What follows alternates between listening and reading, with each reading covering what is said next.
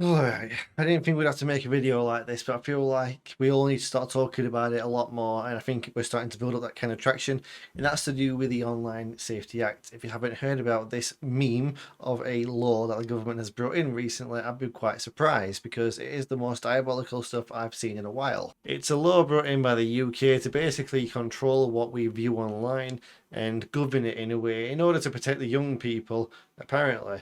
However, it's having an adverse effect in so many different ways. I think it goes beyond protecting the young people. The biggest piece of news right now is that Wikimedia Foundation, the people who run Wikipedia, are now suing the UK government. And that's right, you heard me right. They are suing the UK government.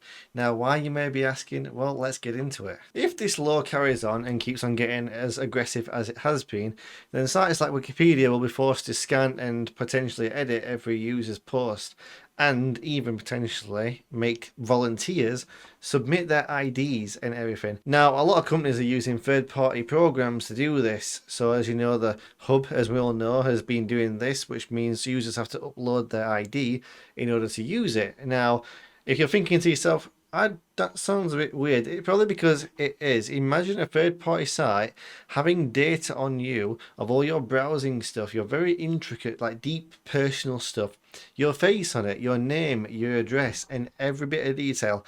Now imagine what would happen if I don't know, a hacker decided to break into that little piggy bank of data and use all that data against the general public or big corporations themselves. There you go. Now we have a bit of a problem on our hands. So aside from the lawsuit by Wikimedia Foundation, there is also other companies kind of kicking off about this a little bit as well. Before we get into it though, I'd like to say that the government say this is a duty of care for our young people. They want to protect our young people from the vulgar content online. Never minding that VPNs shot up by 1200% on the 2 days, I think it was, that they announced this and put it into action. So you've got websites like Reddit and Twitter now are in a bit of a conundrum because they can't monitor every single post that goes out there. So now they're being forced to basically put in AI systems or other programs that just basically scan through loads and loads of content and just yes or no it on a whim. And this has had a bit of a knock-on effect because now what you're seeing is there is certain, weirdly enough, certain news from around the world being suppressed to the UK people. And it's being flagged and blocked in our country, which is, very weird that, innit? That's the kind of outcome that's happened from this. Ofcom, who are behind this, can basically put anyone who doesn't comply as well into a bit of a legal conundrum and basically fine them for it. So now a lot of companies are having to oblige this thing. And if you want to know what really, really annoys me as well, is there was a petition to take this back to the courts, to the government, to basically let's talk it over again. And I think 400,000 people signed it so far. And the courts looked at it, the government, whatever, and they basically just went, yeah, we're not really going to change it, so sorry, mate.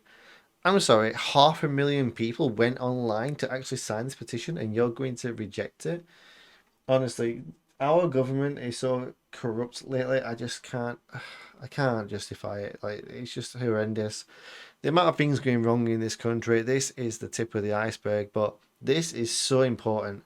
This is really important. If you didn't know, Apple were already having beef with the government because the government were saying that they want Apple to give up their end-to-end encryption so that they could see users' personal messages to each other, which normally Apple protects, and that is a big privacy thing. However, our government don't care about that. They want to know what text messages you're sending to your grandmother. The response from these companies was absolutely not. So now we have the Online Safety Act, which is pretty much forcing people into a corner. The heads of WhatsApp and stuff have actually took a firm stand with this and said they'll just pull their apps from the UK altogether, which is, I think, is a fantastic point to make. But that really makes a lot of people in the UK suffer. But I understand it. I understand it completely. It's just annoying that we have to lose that because our government want to control everything in this country. It's really, really weird. I don't know how Keir Starmer went to America, had a little talk with Donald Trump, and there's clips all over this where he's basically impressed about free speech again, and he literally goes, "We have free speech in the UK. Oh, don't worry about that." No, Keir, you took that away from us the moment you stepped into the position of power. So, on the note of Apple, they did end up giving up their end-to-end encryption and basically gave us less privacy at the behest of the government wanting that. So we lost out on that, and now the government is pushing things even further. All this because they wanted to protect our young'uns from looking at adult content, which is a totally noble move if it wasn't a Trojan horse where they come out and literally stab you in the back. I'm not quite sure what else we can do about it because that petition got rejected so hard. The government is taking a big firm stance on this, and I'm sorry, but that's not democracy. So don't you dare, Kia, go over to another country and tell them that you are giving us freedom of speech. My friend, you are not. And I've just finished recording, so I'm going to slip this in somewhere. But Xbox have just put out an announcement saying they're also bringing age verification checks into the UK now, probably because they're being forced to if they want to carry on doing business in the UK. There are several easy and secure methods for age verification that players can choose from, including proof of government-issued ID, age estimation, which is incredibly weird, mobile provider check, and credit card check. This information players provided during this age verification process is protected with industry-standard encryption and is not stored or used for any other purpose. Don't know what to take of that one, but this whole where it looks at your face and tries to guess your age is a very weird way of doing things. So yeah, now Xbox are sort of bending the knee as well, which is, it makes sense. I can't argue against it. It's crap, but it makes sense. The amount of data farming in this country is beyond a joke. I know of companies who literally thrive on getting personal data from its consumers and then use it to either one, sell more products, or two, sell it to other companies. It's beyond a joke, and now the government are fancying a bit of that cake, basically. And the thing is, people, if we bend the knee, and now you got to face it, we bend the knee quite a lot in this country to the government. If we bend the knee on this, and it goes through, and everyone does what they're going to do, they pull their apps, or they block us from accessing certain things. What's next is what you've got to ask yourself, because once they get that form of control, they'll probably elevate it. Look at COVID, for instance. That was clearly.